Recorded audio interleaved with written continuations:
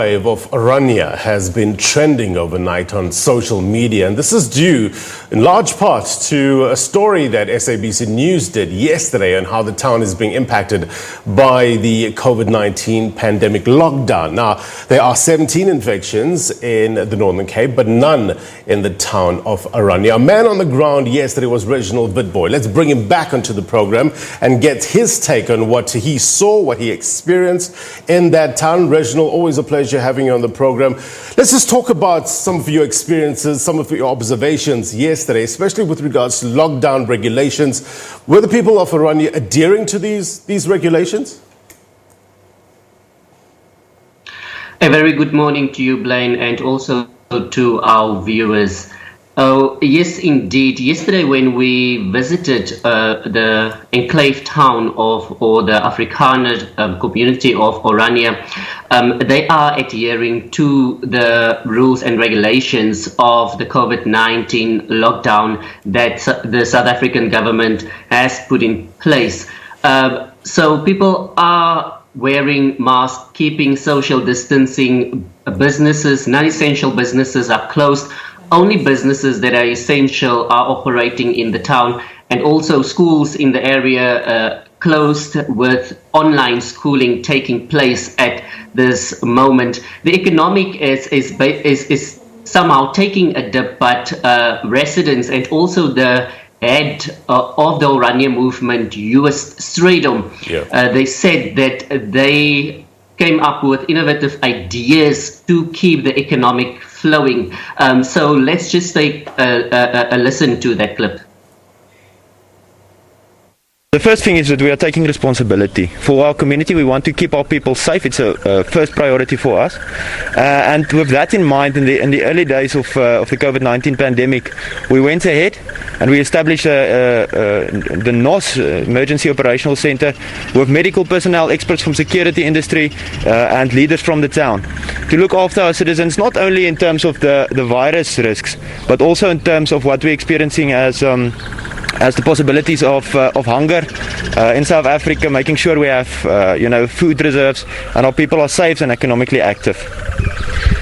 You touched on the economy, and we know that Orania is not dependent on the South African government, and the economy specifically during this time is struggling. How's your economy doing? Well, I'm going to refer back to the beginning where I said responsibility was a key factor for us. And responsibility, if you look at the virus, it's important to be responsible towards that. But the economy can also cost lives in terms of hunger and so on. So what we did in Orania is we stayed inside the rules of the lockdown, but we also kept innovating. We got multiple people making masks, multiple industries, factories being put up, small factories producing medical grade masks made in Orania that we're going to export from Orania as well, getting our people to work in terms of things that are responsible economically and also regarding to the virus, so that we keep social distancing and keep all the necessary measures, but get our people working. It's very important. Also the agricultural sector, which is very big here in the area, very important for us as Oranians as well. It's a sector that's been excluded from the lockdown. Doesn't mean you can do what you want. We need to be socially responsible, but we got our people working on farms, keeping social distance and producing food for the nation. It's also very, very, very important to not have hunger problems. And then also we know that businesses or essential businesses still need to operate. But when we look at how schools operate, do you the schools in the area, is it closed? How are things being done? Do you have classes online for learners? Yes, the fantastic thing about Orania is we've been innovating regarding schools long before COVID was even a thing. So we had one of our schools was already focused on distance learning, and the other one adapted very easily and very smoothly. What we did is we moved to an online platform where teachers and learners can connect via video conferencing, where the work that the students need to work through is available electronically. The books are being printed by Essential Services Printer, and we need to keep our people learning. And this time it's very important to not put extra stress on people like school children, university students and so on. And Orania looked beyond the COVID pandemic, and we made it possible. We put down infrastructure, electronic infrastructure, to keep our people learning and to keep them active with that. Now, we know that Orania is not a country not on its own, but South Africa, we are looking at positive cases for the COVID-19 pandemic at over 4,000. Do you have any positive cases here, and have you done screening and testing? Regarding positive cases, I'm very proud and very happy to say that Orania have 0 COVID cases at this time. I think very important factor in that is the fact that we took responsibility early. Medically wise, we made sure that our medical personnel have the infrastructure that they need. We made sure that our citizens are responsible, doing the necessary steps to prevent them from getting the infection. And on that case, I'm very proud to say that we have 0 cases at this time. Regarding the Northern Cape, the biggest province in the country with only 17 cases, I think there's a good argument to make that the president should look at the Northern Cape and maybe downgrade it to level 2 or so. I think the Northern Cape is one of the provinces that actually have the opportunity to carry the country's economy through these trying times, and to the biggest, most widespread province with the smallest population. Look at Orania as a example for what we can do, the ways that we can stimulate the economy and get the Northern Cape working. I think on the right, responsible way, the Northern Cape can have a major impact on the economy of the country, and taking this through this trying time. Okay, just lastly, we know that crime is a very serious issue in South Africa as a whole, and even we see even during this lockdown period. In terms of crime, have you experienced any crime related issues here? Reginald, I'm very proud to say that Orania is working very, very well in this time. If we look at our people, they are voluntarily working with all the regulations that's in place regarding the virus. We have our own security measures in place. We have our people looking after Orania's safety and security. And it's very important for us to keep Orania safe. But we're also very proud to say there's no need to force our people, to follow the regulations. They're doing it voluntarily. They understand the responsibility. It is worrisome that the entire South African military is mobilized in the streets of South Africa, at the same level that we saw during the 80s, same level of military personnel. In Orania, we like to look at our citizens as people that can act responsibly. We don't want them to force. We don't want them, to be forced to do things. We want them to voluntarily follow rules. So we're not crushing down on them with the might of the military or something like that. We are encouraging them to work together and stay safe.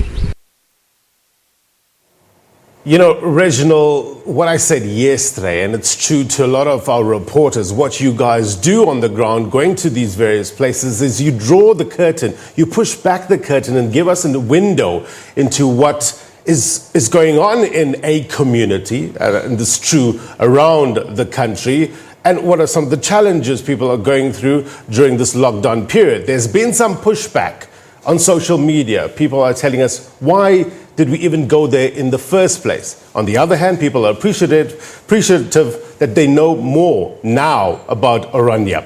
Why was it important for you and your team to visit this place, especially on Freedom Day?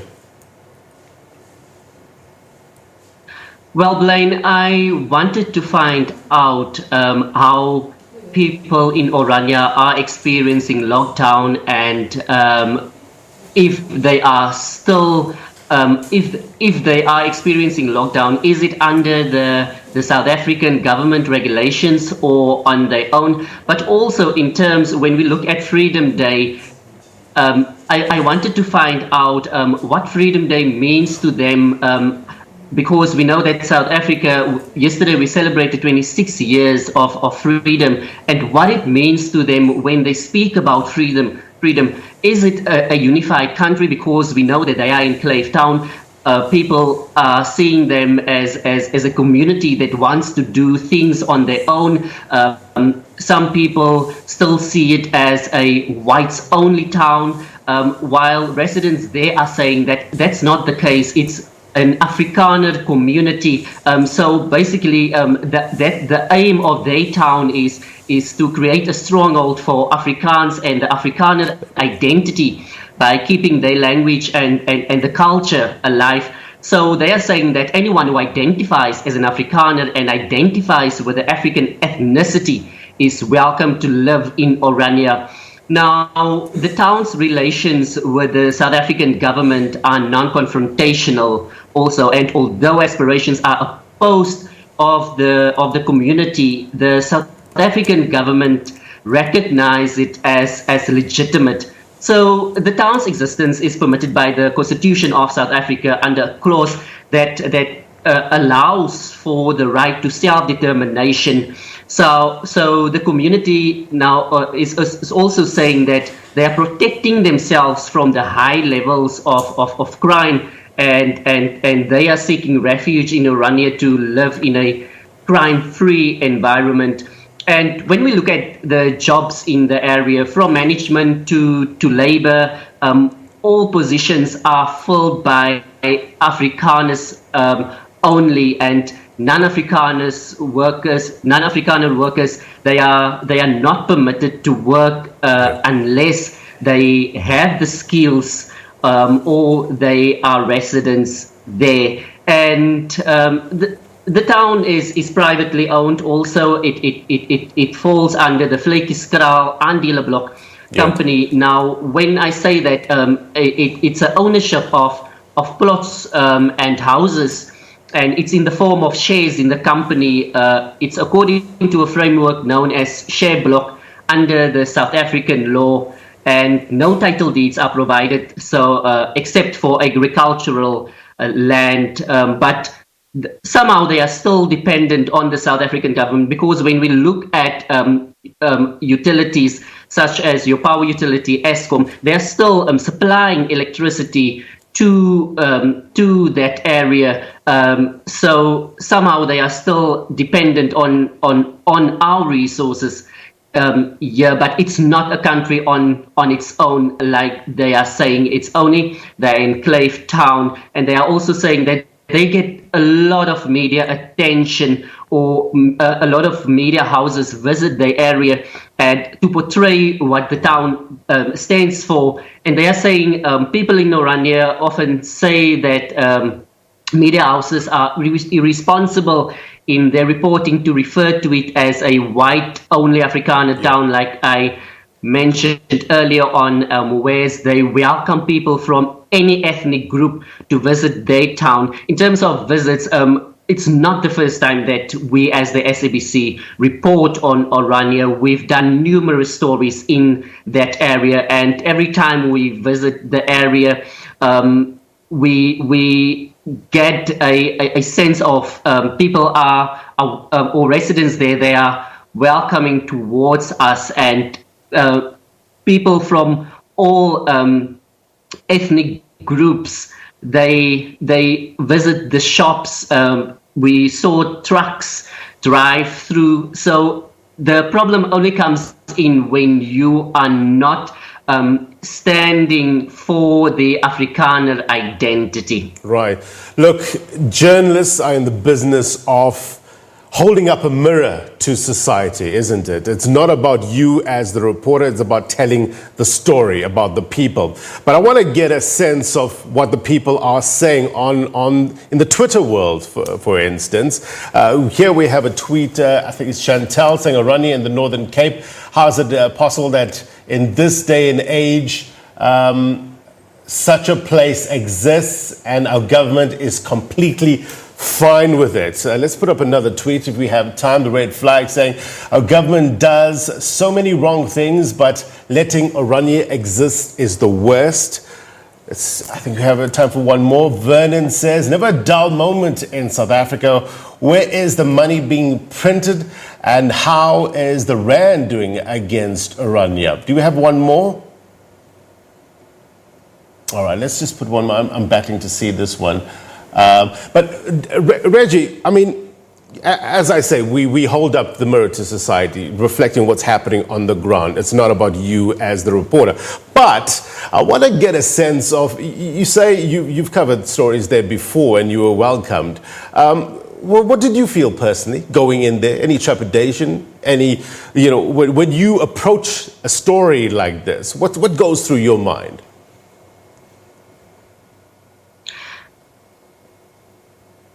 When I visit, and yesterday it was the same. From my personal point of view, I don't get any rejection because residents even there, they waved at us, and it was me, my other two colleagues, Tumelo Seslabetse and Nobelungu Nowapane, and residents there, they even engaged with us and even asked how we are doing and what are we doing in the area. So we said that we are telling the story and just to get a sense of how they are experiencing lockdown. But as you were saying, it's not about me as the reporter or as you or as the news reader, but the thing is we need to tell these kind of stories. And I saw one of those one of the tweets reading how's the economy of Orania doing, or the currency. Now we know that Orania also has its own currency. It's called the Ora. Now it's pegged at par with the South African rand, so there's no difference in that.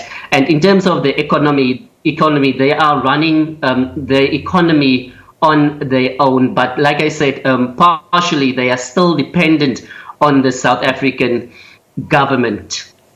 Reginald, it is indeed important reporting. Thank you very much indeed to you and your team for bringing us an insight, a perspective of what's happening in Orania. Reginald Witbooi there live for us in the Northern Cape.